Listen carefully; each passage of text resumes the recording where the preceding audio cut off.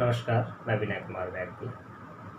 हमारा आज का विषय है सत्कार्यवाद के रूप।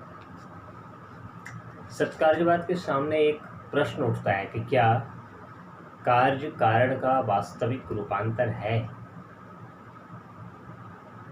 इस प्रश्न का उत्तर भावात्मक और निषेधात्मक दोनों तरीके से दिया गया है और प्रश्न के उत्तर देने के तरीके के कारण सत्कार्यवाद के कई रूप हो गए हैं।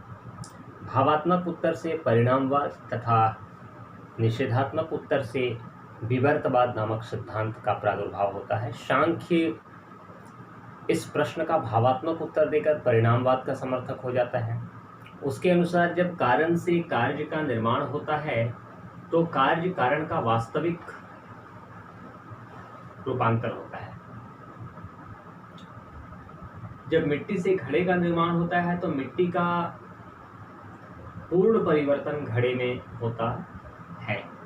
सांख्य के मतानुसार समस्त विश्व प्रकृति का परिवर्तित रूप है और इस आधार पर सांख्य के मत को प्रकृति परिणामवाद कहा जाता है। परिणामवाद का सिद्धांत शंकर को मान्य नहीं है। वे परिणामवाद की कटु आलोचना करते हैं। कार्य को कारण का परिणाम कहना अनुपयुक्त है। सर्वोच्च सत्ता ब्रह्म अपरिवर्तनशील है। अपरिवर्तनशील ब्रह्म का रूपांतरण परिवर्तनशील विश्व के रूप में मानना भ्रांति मूलक है, ऐसा शंकर का मानना है। अतः शंकर ने जगत को ब्रह्म का विवर्त माना है। इस मत को ब्रह्म का परिणाम मानने के कारण शंकर ने जगत को ब्रह्म का विवर्त माना है और इसलिए उनके मत को विवर्तवाद कहा जाता है। और फिर ब्रह्म का परिणाम मानने के कारण रामानुज के मत को ब्रह्म परिणामवाद माना जाता है, क्योंकि रामानुज कहते हैं कि ये जो संसार है वो ब्रह्म का ही परिणाम है।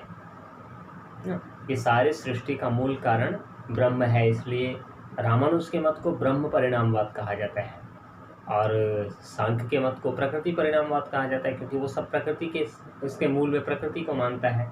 तो सत्कार्यवाद के इन विभिन्न रूपों को अगर हम समझें तो ऐसा है कि सर्वप्रथम सत्कार्यवाद के दो रूप हैं, परिणामवाद और विवर्तवाद। जो वास्तविक परिवर्तन को मानते हैं उनको परिणामवादी कहा गया है, और जो ब्रह्म का विवर्त मानते हैं इस संसार को, जो कारण को का विवर्त कम मानते हैं, कार्य को, और वास्तविक परिवर्तन नहीं होता है, केवल विवर्त है, भ्रम होता है, वो विवर्तवादी कहे जाते हैं। तो विवर्तवादी आचार्य शंकर का मत है। विवर्तवाद आचार्य शंकर विवर्तवादी हैं।